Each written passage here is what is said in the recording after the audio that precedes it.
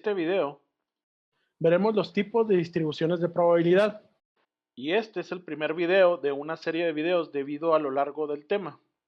Dentro de las distribuciones de probabilidad hay que hacer tres aclaraciones para no confundir estos tres términos que vienen aquí.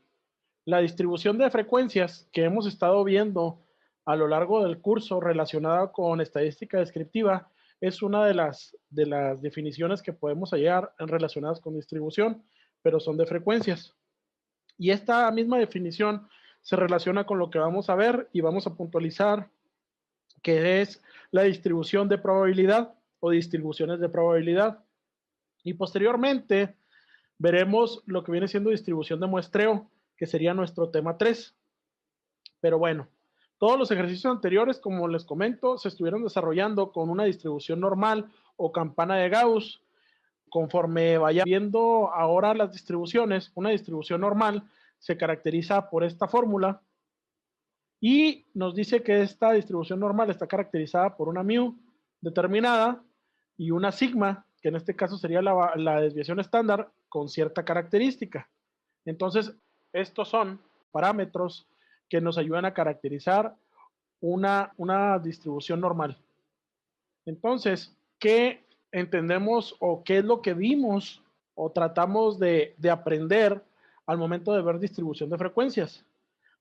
Vimos las representaciones gráficas de datos, a eso nos ayuda una distribución de frecuencias, saber cómo están los datos, cómo se representan, cómo se van a manejar esos datos, cómo los podemos agrupar para resaltar sobre todo esta parte de ver la perspectiva de los patrones de los datos.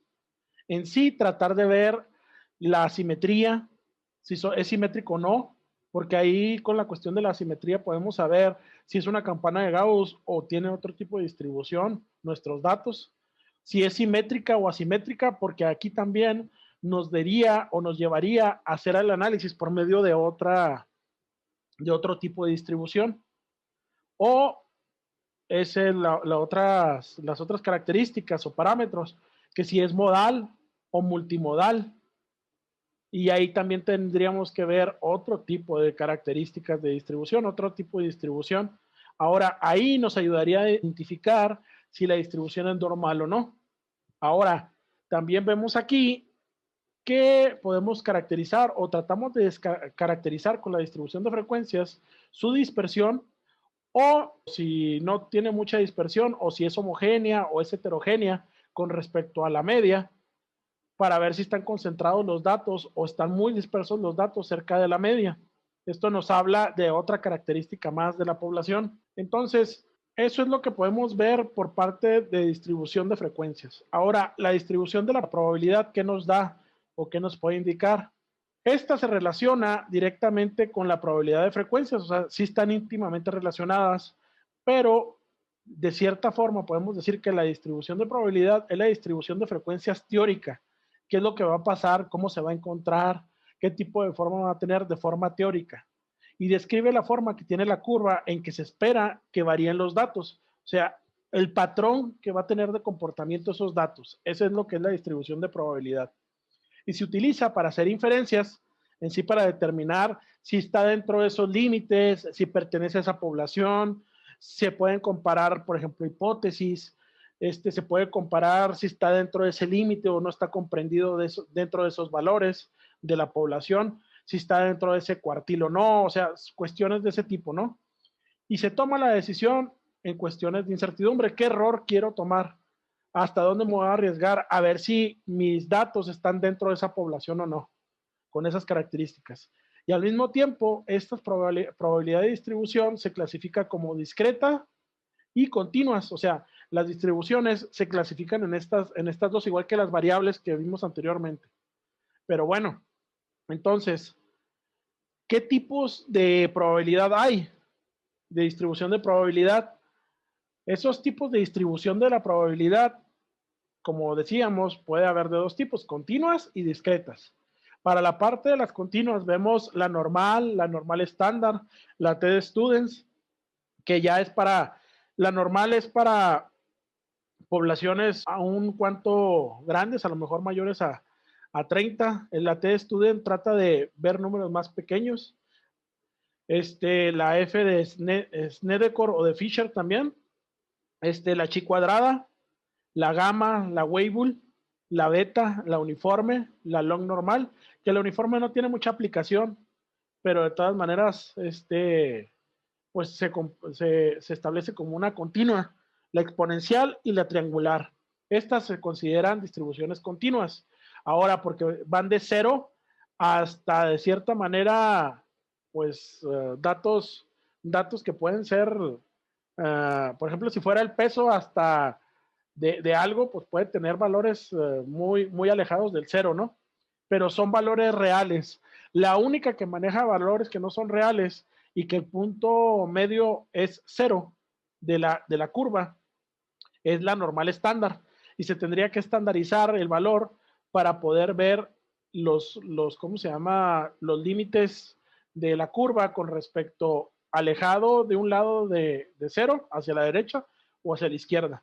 Este es muy similar a la normal, pero su punto medio es el cero o aproximado al cero, ¿no? Entonces, tenemos por otro lado las distribuciones discretas.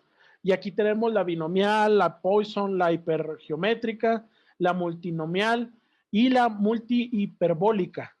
Este tipo de distribuciones, pues a diferencia de las continuas que pueden tomar bastantes datos tendientes hacia infinito, estas están limitadas a cierto número de variables. Claro, también trabajamos con rangos acá, pero estas discretas estaríamos hablando de que cero si no se tiene, uno si se tiene. Si se presenta la característica o no se presenta la característica, o si es del 1 al 5, por ejemplo, con características como la de Likert, por ejemplo, o tipo de colores, o sea, está muy, o del 1 al 6 en un dado, por decirlo así. Son características ya muy establecidas y muy limitadas en la cuestión del número de categorías o valores que pueden tener. Entonces, con respecto a estas definiciones, les voy a pedir que nuevamente se agrupen en equipos que ya se tenían anteriormente para exponer esta parte, las características, los estimadores, la ecuación, el uso. Al menos esas características nos podemos ampliar un poco más, pero también que no sea algo muy amplio. El chiste es que sea un brevario cultural relacionado con el conocimiento de las demás tipos de distribuciones de probabilidad. Yo voy a explicar la normal, la normal estándar, la T de Students, la F de Snedeker, pero a ustedes les voy a pedir el equipo 1, la chi cuadrada, la gamma 2, Weibull 3, beta 4. La uniforme la voy a dejar ahí porque no tiene aplicaciones muy, muy objetivas. La long normal al 5, la exponencial al 6, la triangular al 7, la multinomial al 8 y la multihiperbólica al 9. Entonces, estas son las características mínimas. Ustedes se pueden ampliar un poquito con el fin de que más o menos como unos 20 minutos de exposición máximo, no más. Entonces, viendo los tipos de distribución de la probabilidad, pasamos a ver la primera. Esta ya es bastante conocida por nosotros.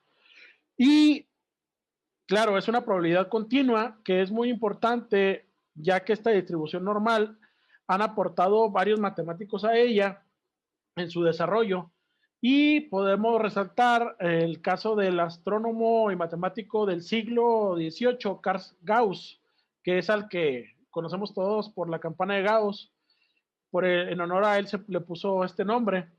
Y también es conocida como distribución gaussiana. Esto tiene muchas aplicaciones, se utiliza para dispersión de contaminantes en aire, se utiliza para la cuestión de caracterización de poblaciones, se utiliza para muestreos de agua, o sea, sí tiene bastantes aplicaciones en cuestiones ambientales y se utiliza también mucho en muestreos industriales para medir ciertas características. Ahí dice que ocupa un lugar eminente, importante en la estadística. Primero tiene algunas propiedades que hacen aplicable a gran número de situaciones, como les digo. Permite hacer inferencias mediante la toma de muestras. También aquí se pueden hacer muestras directas y en el caso de ver los parámetros de n minúscula es lo que nos puede ayudar. Y la distribución normal casi se ajusta a las distribuciones de frecuencias reales observadas de muchos fenómenos, incluyendo características con la cuestión del peso, las alturas, el coeficiente intelectual.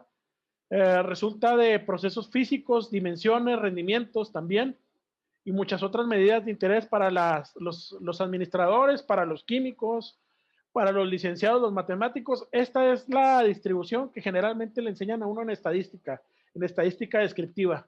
Es el punto de partida de la estadística básica. Y se sigue utilizando para estadística de inferencias ya más aplicada, ¿verdad? Entonces, esas son sus características. Aquí también podemos ver otras características, pero con respecto a la forma. Sí, es una distribución unimodal, o sea, tiene una sola moda. Ya si estamos hablando de varias modas, es que no es una distribución normal. Tiene la forma de una campana.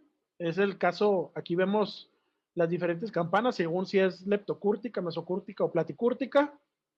Pero vemos cómo varía, cómo puede haber homogeneidad o puede haber concentración de la que sean más heterogéneos los datos. Y aquí vemos también la moda y la media en un solo punto, de cierta forma, o sea, se caracteriza por tener esa cuestión de ser unimodal y muy puntual. La media es una población distribuida normalmente y cae en el centro de la curva, la moda, digo, la media, y la moda también, debido a la simetría de la distribución normal, la mediana, la moda, se encuentran también en el centro. En consecuencia, para una curva normal, la media, la mediana y la moda tienen el mismo valor, coinciden en el mismo punto. Entonces, pasamos a caracterizar. Esta es la fórmula que les comentaba, que de forma resumida podemos decir que es una distribución normal con una media característica y con una desviación estándar que podemos establecer en ciertos puntos de inflexión de la curva para saber que de ahí en adelante ya tenemos estaríamos fuera de esa distribución y nuestros datos ya no estarían caracterizados por esta distribución normal. Entonces, claro, esta distribución también tiene sus limitaciones y esas limitaciones hablamos que las colas de distribución normal se acercan al eje horizontal, pero nunca lo tocan, ¿sí? Esto implica que existe algo de probabilidad, aunque puede ser muy pequeña, de que variablemente la variable aleatoria pueda tomar valores enormes, ¿sí?